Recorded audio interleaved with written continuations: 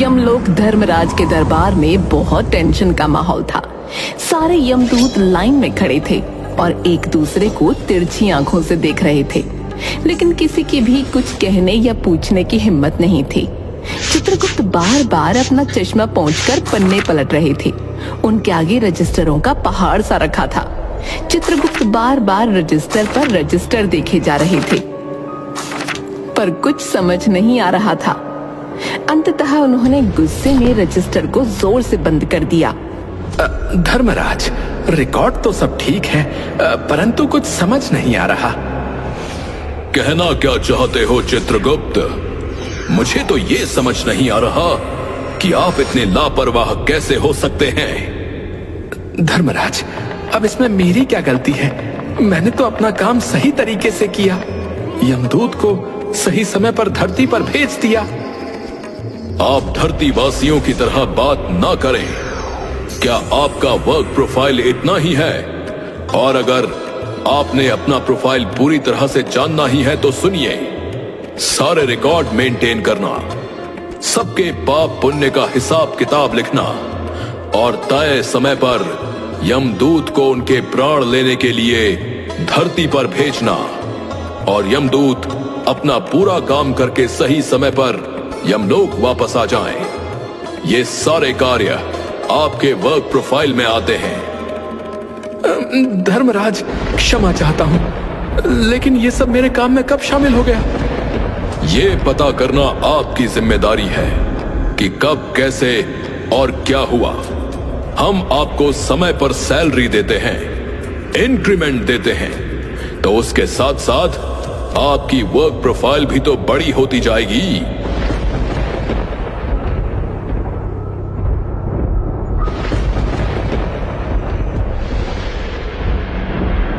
धर्मराज, मनसुख के प्राणों ने 5 दिन पहले ही उसके शरीर को छोड़ दिया था और वो यमदूत के साथ यमलोक के लिए निकल चुका था। अगर वो धरती से निकल चुका था तो बीच में कहां रह गया? धर्मराज, यही तो समझ नहीं आ रहा कि वो कहां रह गया। वो यमदूत कहां है? धर्मराज, वो भी लापता है, उसका भी कुछ पता नहीं लग रहा।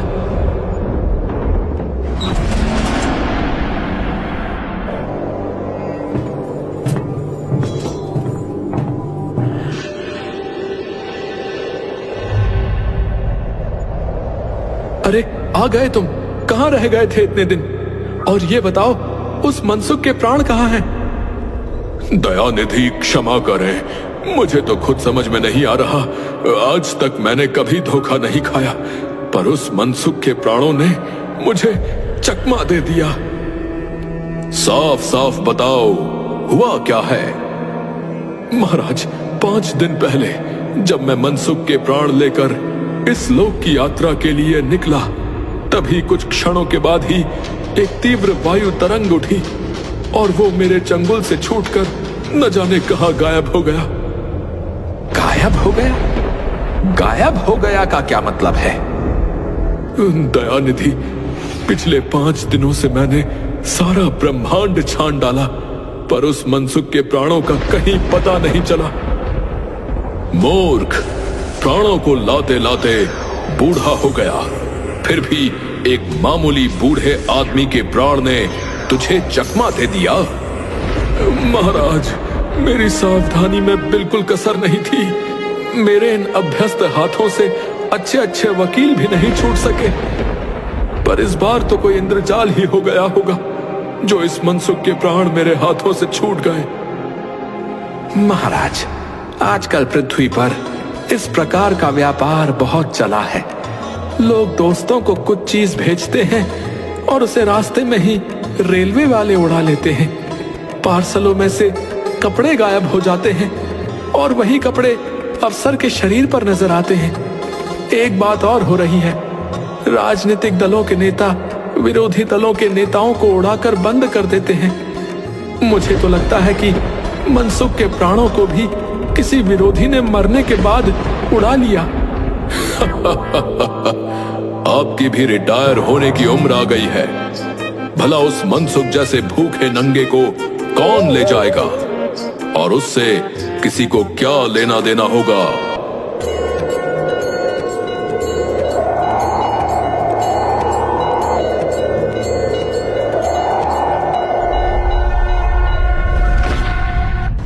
नारायण नारायण, क्या बात है धर्मराज, क्यों चिंतित बैठे हैं?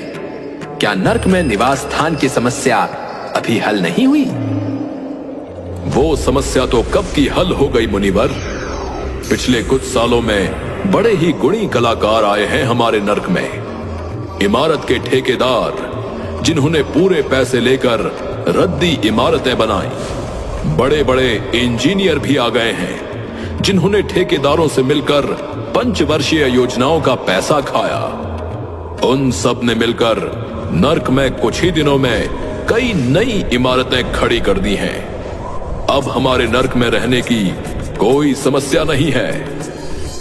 नारायण नारायण, ये तो बड़ी अच्छी बात है धर्मराज, परंतु आपके चेहरे को देखकर लगता है कि कोई समस्या है। समस्या बड़ी विकट है नारद मुनि जी। मनसुख नाम के एक आदमी की 5 दिन पहले मृत्यु हुई है। उस आदमी के प्राण 5 दिन पहले उसके शरीर से निकाल लिए गए। ये दूत उसके प्राणों को लाने के लिए गया था। नारायण नारायण, इसमें उलझन क्या है? ये तो आपका नित्य का काम है धर्मराज।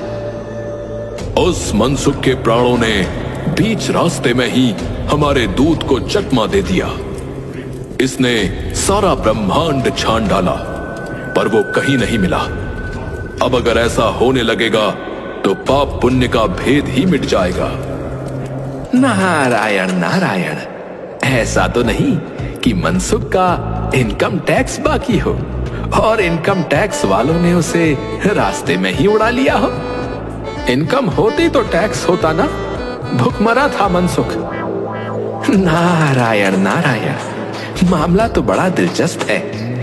आप मुझे उसका पता बता दीजिए, मैं पृथ्वी पर चक्कर लगा कर आता हूं। अब मनसुख नाम था उसका।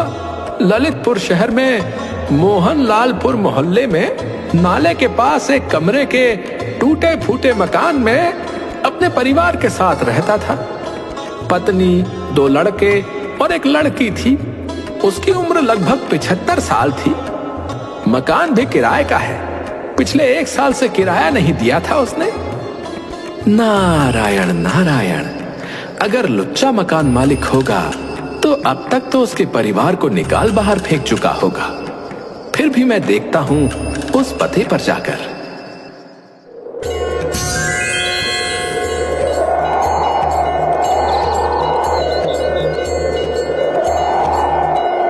नारद मुनि चित्रगुप्त के बताए हुए पते पर जाते हैं और माँ बेटी का रोना सुनकर दरवाजे के बाहर से ही समझ जाते हैं कि मनसुख का घर यही है। नारद मुनि दरवाजे से आवाज लगाते हैं, नारायण नारायण, घर में कोई है क्या?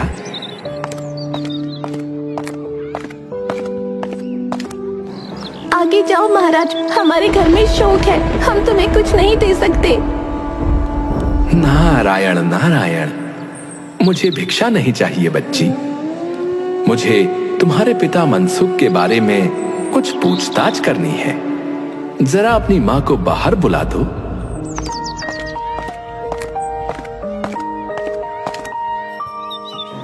कहो महाराज, क्या बात है? नारायण नारायण, माताजी, मनसुख को क्या बीमारी थी? क्या बताऊं, गरीबी की बीमारी थी मनसुख को। 5 साल हो गए थे रिटायर हुए, लेकिन पेंशन अभी तक मिलना नहीं शुरू हुई थी। हर 15 दिन में एक दरख्वास्त देते थे, पर वहाँ से कोई जवाब नहीं आता था। इन 5 सालों में सब गहने बेचकर हम लोग खा गए, फिर बर्तन बिके, अब कुछ नहीं बचा था। चिंता में घुलते घुलते और भूखे मरते मरते उन्होंने दम तोड़ दिया। अब कुछ भी नहीं बचा, यही बीमारी थी उन्हें। नारायण नारायण, उनकी इतनी ही उम्र थी माताजी? उम्र तो बहुत थी। 5,000 से 6,000 रुपए महीना पेंशन मिलती तो कुछ और काम कहीं करके गुजारा कर जाते, पर क्या करें, 5 साल का समय कम नहीं होता है। अभी तक एक कौड़ी भी नहीं मिली पेंशन की हमें। नारायण नारायण। हाँ माता, तुम सही कह रही हो। महाराज, आप तो साधु हैं, सिद्ध पुरुष लगते हैं। कुछ ऐसा नहीं कर सकते कि उनकी रुकी हुई पेंशन मिल जाए, इन बच्चों का पेट भर जाए। नारायण नारायण। साधुओं की बात कौन मानता है माता।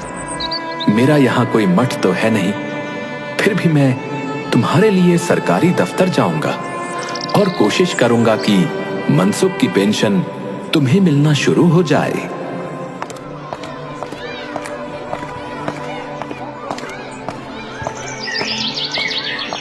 नारद मुनि वहां से सीधा सरकारी दफ्तर पहुंच जाते हैं।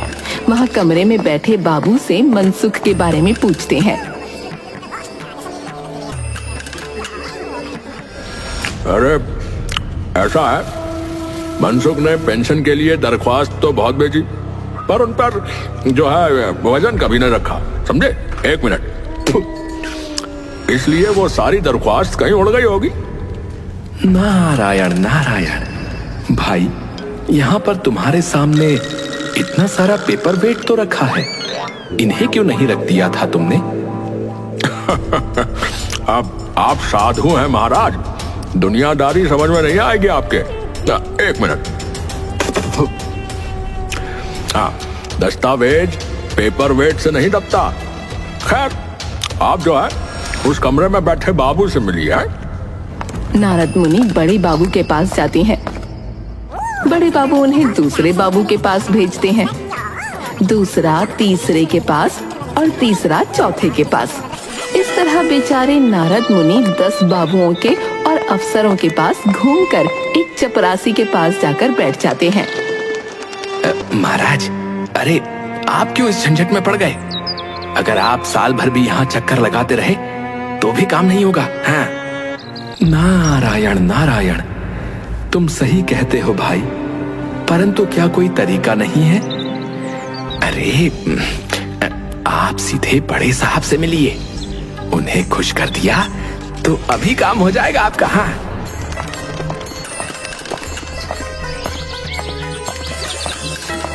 नारद मुनि सीधे बड़े साहब के कमरे में पहुंच जाते हैं। बाहर बैठा चपरासी नींद ले रहा था, इसलिए नारद मुनि को किसी ने नहीं रोका। बिना विजिटिंग कार्ड के आए नारद मुनि को देखकर बड़े साहब नाराज होते हुए बोले, अरे अरे अरे, क्या आपने इसे कोई मंदिर समझ लिया है जो मुंह उठाए यहाँ घुसते चले आए? नारायण नारायण। साहब, आप नाराज क्यों होते हैं? दरवाजा खुला था और आपका चपरासी सो रहा था, इसलिए मैं सीधा अंदर चला आया। चिट क्यों नहीं भेजी? नारायण नारायण। कैसे भेजता साहब? चपरासी जो सो रहा था आपका। क्या काम है? नारद मुनि ने मनसुख का पेंशन केस बतलाया। आप तो बैरागी हैं, दफ्तरों के रीति रिवाज नहीं जानते। असल में मनसुख ने गलती की। नारायण नारायण। कैसी गलती की मनसुख ने? बड़े साहब, मैं उस गलती को सुधार सकता हूँ क्या? भाई, ये भी एक मंदिर है, यहाँ भी दान पुण्य करना पड़ता है। आप मनसुख के खास मालूम होते हैं। मनसुख की दरख्वास्त उड़ रही है, उन पर वजन रखिए। वजन वजन वजन। नारायण नारायण। मतलब यहाँ समस्या वजन की खड़ी हो रही है। कितने किलो का वजन रखना होगा? आप मुझे बताइए, मैं बाहर से उतने किलो की ईंट लाकर रख देता हूँ। भाई, सरकारी पैसे का मामला है। पेंशन का केस बीसीओ दफ्तरों में जाता है, देर लग ही जाती है। बीसीओ बार एक ही बात को 20 जगह लिखना पड़ता है, तब पक्की होती है पेंशन। जितनी पेंशन मिलती है उतने की स्टेशनरी लग जाती है। समय तो लगता है इन कामों में। हाँ, काम जल्दी भी हो सकता है, मगर आगे कुछ बोलते बोलते बड़े साहब रुक जाते हैं। नारायण नारायण। कहिए बड़े साहब, मगर क्या? मगर वजन चाहिए। आप समझे नहीं? जैसे आपकी ये सुंदर वीणा है, इसका भी वजन मनसुख की दरख्वास्त पर रखा जा सकता है। मेरी लड़की गाना बजाना सिखाती है, ये वीणा मैं उसे दे दूंगा। साधु संतों की वीणा से तो और अच्छे स्वर निकलते हैं।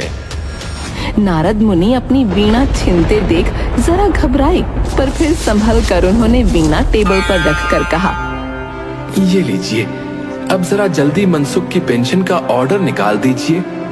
बड़े साहब ने प्रसन्नता से उन्हें कुर्सी दी, वीणा को एक कोने में रखा और घंटी बजाई। चपरासी आया। मनसुख के केस की फाइल लाओ। थोड़ी देर बाद चपरासी मनसुख की 100-150 दरख्वास्तों से भरी फाइल लेकर आ गया। उसमें पेंशन के कागजात भी थे। क्या नाम बताया साधु महाराज आपने? मनसुख नाम है, मनसुख। कौन पुकार रहा है मुझे? पोस्टमैन आया है क्या? लगता है पेंशन का ऑर्डर आ गया। नारद मुनि चौंक जाते हैं, परंतु दूसरे ही क्षण बात को समझ जाते हैं। नारायण नारायण। मनसुख, क्या तुम मनसुख के प्राण हो? हाँ, मैं मनसुख का प्राण हूँ भाई। नारायण नारायण। मैं नारद हूँ, मैं तुम्हें लेने आया हूँ। चलो, स्वर्ग में तुम्हारी प्रतीक्षा हो रही है। मुझे नहीं जाना, मैं तो पेंशन की दरख्वास्तों पर अटका हूँ। यही मेरा मन लगा है। मैं अपनी दरख्वास्त को छोड़कर नहीं जा सकता साहब, क्योंकि मुझे जो है पेंशन चाहिए। साधु महाराज, ये लीजिए, मनसुख के पेंशन के कागज साइन हो गए। अगले महीने से मनसुख को पेंशन मिल जाया करेगी। नारायण नारायण। पेंशन मनसुख को कैसे मिलेगी? जैसे बाकियों को मिलती है, वैसे ही मनसुख को भी उसकी पेंशन मिल जाएगी। नारायण नारायण। उसके प्राण तो अब धरती पर हैं ही नहीं। मतलब? नारायण नारायण।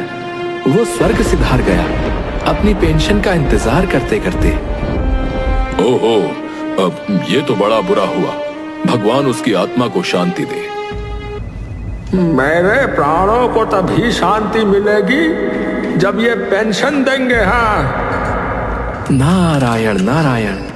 साहब, अब तो पेंशन मनसुख की पत्नी को मिलेगी ना? हाँ हाँ, जरूर मिलेगी। बस उसके लिए एक दरख्वास्त देनी होगी। क्या कहा? एक और दरख्वास्त? बड़े साहब, उसके बाद कितना समय लगेगा उसमें? नारद मुनि, आप वापस जाइए। हाँ, मैं तुम्हें साथ लेके जाऊंगा। फिर तो आप भी मेरी तरह एक फाइल देख लीजिए। अब पेंशन का केस है, बीसियों दफ्तरों में जाता है, देर लग ही जाती है। बीसियों बार एक ही बात को 20 जगह पर लिखना पड़ता है, तब पक्की होती है पेंशन। जितनी पेंशन मिलती है उतने की स्टेशनरी लग जाती है। समय तो लगता है इन कामों में, लेकिन आप परेशान मत होइए, क्योंकि अब आपको तो पता ही है कि काम जल्दी कैसे होता है। वैसे आप बहुत समझदार हैं। ये सुनते ही मनसुख के प्राण उसी पेंशन की फाइल में वापस चले जाते हैं और बेचारे नारद मुनि नारायण नारायण करते करते बेहोश हो जाते हैं।